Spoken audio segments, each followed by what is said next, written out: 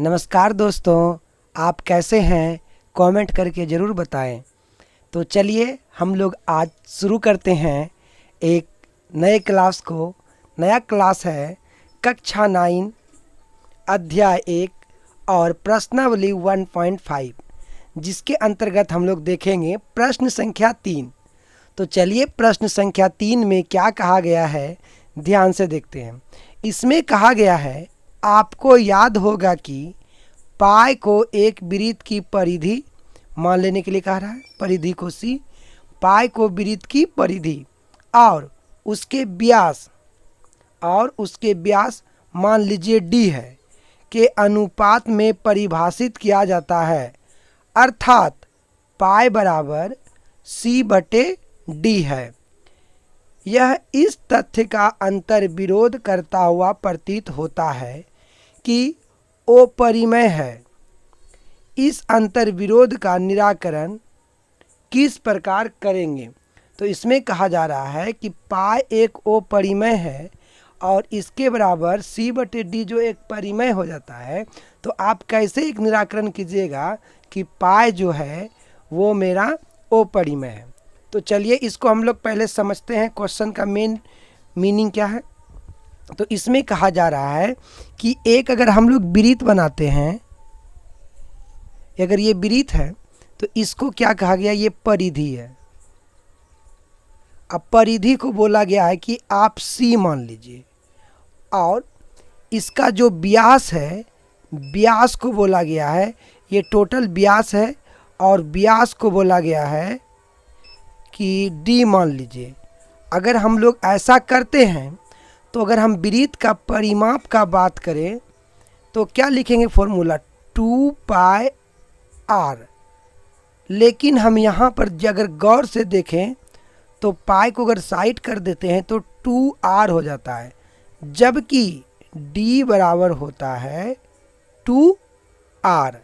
तो हम लोग यहाँ क्या कर सकते हैं कि परिधि, वृत्त का जो परिधि हम लोग को सी दिया हुआ है, यही ना, सी बराबर 2 पाई आर, मतलब वृत्त की परिधि बराबर, और वृत्त की परिधि बराबर इस तरह लिख सकते हैं, यहाँ पर जो है 2 आर के बराबर डी होता है, तो मतलब हम लोग सी बराबर लिख सकते हैं पाई डी। और जब यहाँ से डी को हम भाग में भेज देंगे तो ये हो जाएगा सी बटे डी, अब बराबर हो जाएगा पाई।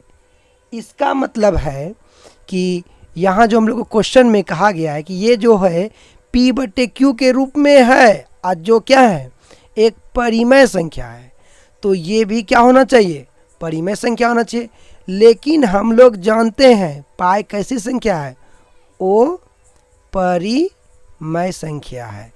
तो पाई ओ परिमेय संख्या है, तो इसके बराबर जो होगा ये भी कैसा संख्या होगा, ओ परिमेय संख्या होगा।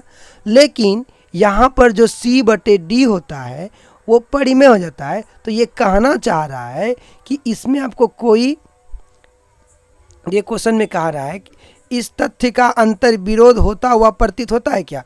नहीं, इसमें कोई अंतर विरोध होता हुआ प्रतीत नहीं होता है, क्योंकि अगर हम लोग इस लाइन को नापने का बात करें, क्योंकि ये परिधि है, परिधि को अगर हम लोग खोल के सीधा कर दें इस तरह से, तो इस तरह से एक लकीर प्राप्त होगा, ठीक है।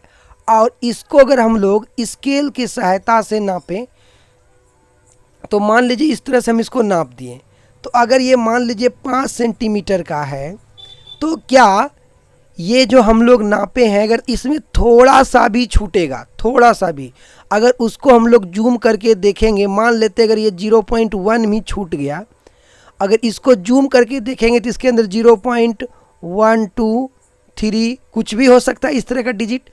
मेरा कहने का मतलब है कि अगर कोई भी चीज़ को अगर हम लोग नापते हैं तो उसको एक्यूरेट नहीं माप पाते हैं, केवल और केवल उसका सन्निकट मान प्राप्त करते हैं।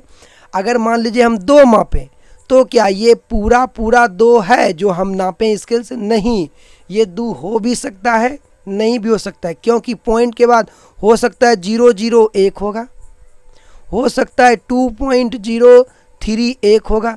तो ये जो बेसी है इसको हम लोग इग्नोर कर देते हैं और केवल और केवल एक सन्निकट मान लेकर के चलते हैं कि ये रेखा जो है मेरा 2 सेंटीमीटर का है।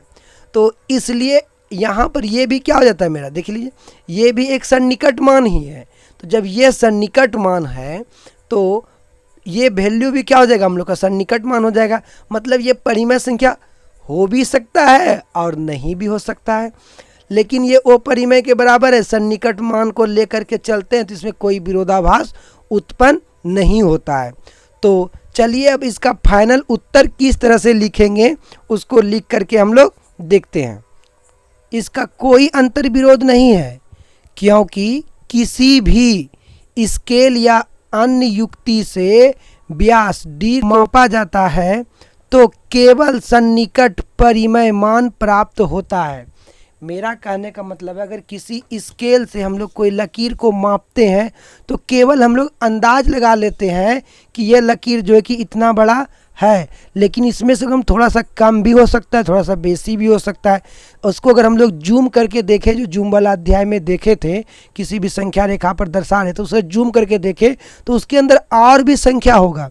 तो इसका मतलब है कि व्यास d को मापा जाता है तो केवल सन्निकट परिमेय मान प्राप्त होता है। केवल सन्निकट परिमेय मान, हो सकता है कि वो परिमेय हो, इसको हम लोग मान लेते हैं कि वो एक परिमेय संख्या है, सन्निकट मान। इसलिए c और d अपरिमेय है। इसका मतलब c और d दोनों क्या है, अपरिमेय, लेकिन इसको मान लेते हैं कि वो परिमेय है, जिसका हमें अनुभव नहीं होता है। c और d अपरिमेय, लेकिन इसका हमको अनुभव नहीं होता है, क्योंकि जब स्केल हम लोग नापते हैं स्केल से किसी भी चीज़ से या युक्ति से तो केवल और केवल उसका सन्निकट मान प्राप्त होता है और उसको हम लोग मान लेते हैं कि ये 2 है, 5 है, 6 है सेंटीमीटर है। अनुभव नहीं कर पाते हैं जो सन्निकट मान पॉइंट में आता है। अतः पाई अपरिमेय संख्या है।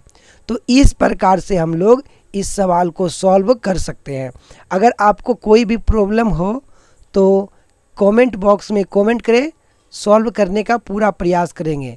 अगर आप मैथ के पूरे वीडियो देखना चाहते हैं तो प्लेलिस्ट में इस वीडियो का लिंक दिया हुआ है, आप वहां से देख सकते हैं और सभी वीडियो को। आपको यह क्लास कैसा लगा प्लीज़ कमेंट करके बताएं। धन्यवाद, मिलते हैं अगले वीडियो में।